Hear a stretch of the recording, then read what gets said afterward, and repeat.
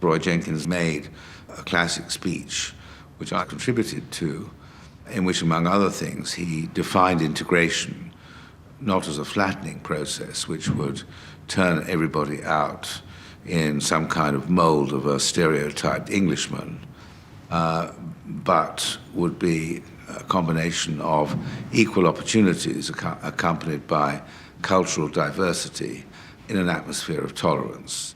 Diversity was the encouragement of people to live together in harmony despite their differences and rejoice in the differences rather than deplore them.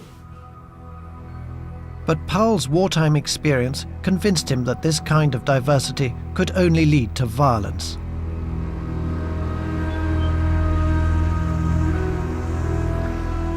Powell spent 4 years in India. He was fascinated by the complexity and diversity of this ancient civilization.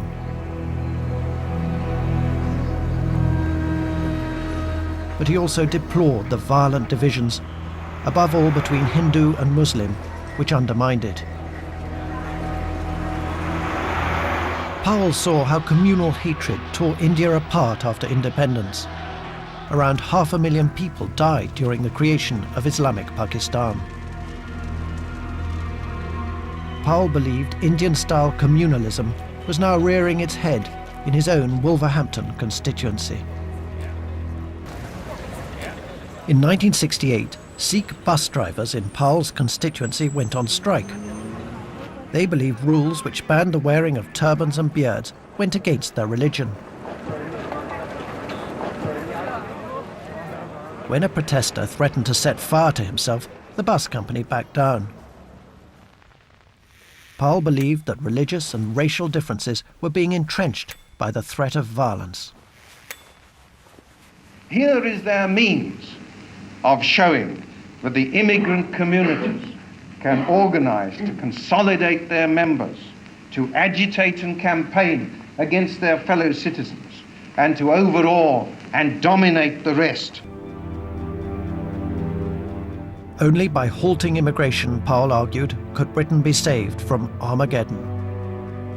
In these circumstances, nothing will suffice but that the total inflow for settlement should be reduced at once to negligible proportions.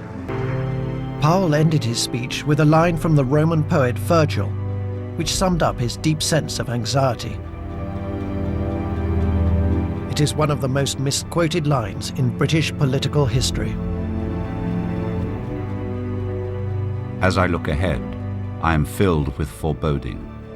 Like the Roman, I seem to see the river Tiber foaming with much blood. In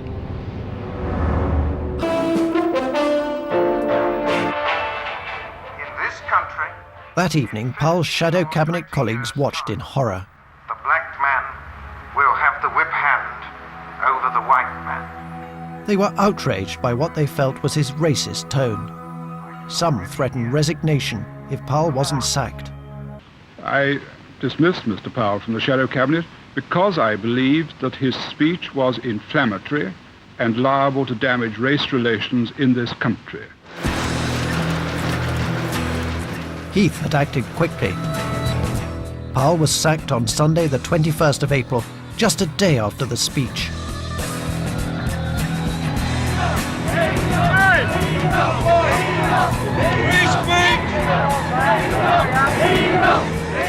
Two days later, 1,000 dockers marched to Parliament to protest against what they called the victimization of Powell.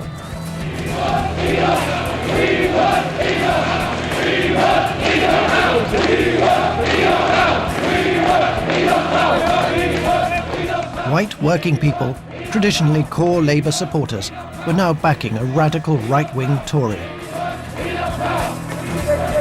Meat porters from Smithfield Market in London added their voice to the growing chorus of support. Enoch! How can you fetch more in when you haven't got enough housing, enough schools, the National Health Service is going to put over them? This is why we're doing it, because Enoch Powell spoke the truth and he's been sacked for it. This race relation issue goes well beyond the field of politics and trade union matters. This is an issue of national importance, as important to us as Dunkirk. And what is the issue about? The issue is not coloured immigration, but the denial of free speech to us, the English, in our own land. Enoch for Prime Minister!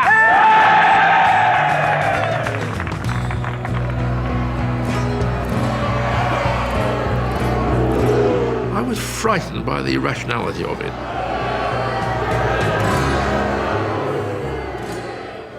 I remember an interview with one of the Dockers on television in which he said that Dockers were tolerant and moderate people, but when our women are threatened, then we stand up. And I wanted to shout at the television and say, what do you mean about your women being threatened? Who's threatening your women? And I get a speech of Mr. Powell's force and drama and extremism stirred in all sorts of not very thinking people every imaginable sort of fear. Question 4, 6, 8. We don't want to integrate. 2, 4, 6, 8. Don't just talk about London and the West Midlands. My constituency was in Devon, and the atmosphere there was absolutely electric. If Enoch Powell had stood to be leader of the Conservative Party, he'd have had a landslide at that weekend. And I dare say if he'd then stood to be Prime Minister, he would have had a national landslide. It was that dramatic, the degree of support and the intensity of it. 2,000 signatures in 2 days. A letter to the press. 88% of Slough people say they support Enoch Powell. 88% Slough people. Powell received 100,000 letters and 700 telegrams following his speech. Less than 1% challenged his views. He wanted saying he was supporting the people he represented. He was put there by the people, and he also could only be took away by the people. This is the first time we've had a champion. This is the first time we've had somebody to speak up for what the people, the working class people, think and feel to be right. Opinion polls showed that up to 80% of those questioned agreed with Powell's comments about immigrants. 1 week after the speech, the Labour minister Dick Crossman wrote, "We are still absolutely dominated by the effect of his Birmingham speech. He has stirred up the nearest thing to a mass movement since the 1930s, all part of a response to a very simple appeal: no more bloody immigrants in this country."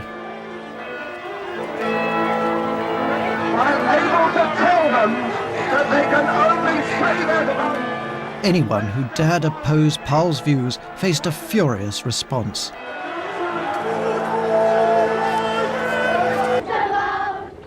I was in a school playground when people came up to me and said, I heard what Mr. Powell had said. I remember vividly there was a long crocodile of children, every one of them, I suspect, black or at least Asian. And I thought, these are the people he's talking about. And I immediately thought of the damage this was going to do to them, that all over Britain, racism had suddenly been made respectable, because normally this sort of thing is said in the bars of the worst sort of public houses. But suddenly this was told by a man in pinstripe trousers, black jacket, Homburg hat. He was told by a respectable figure. That was my initial feeling, and it was why I hated him then and why I hate him now.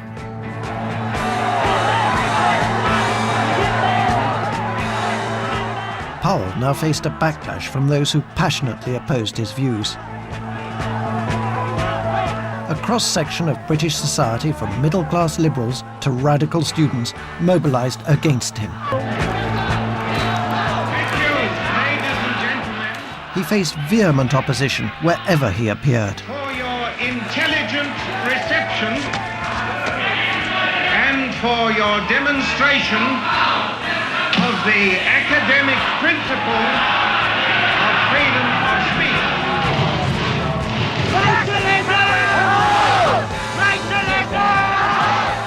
There was a growing anti-racist movement. It had to get up to speed quite quickly.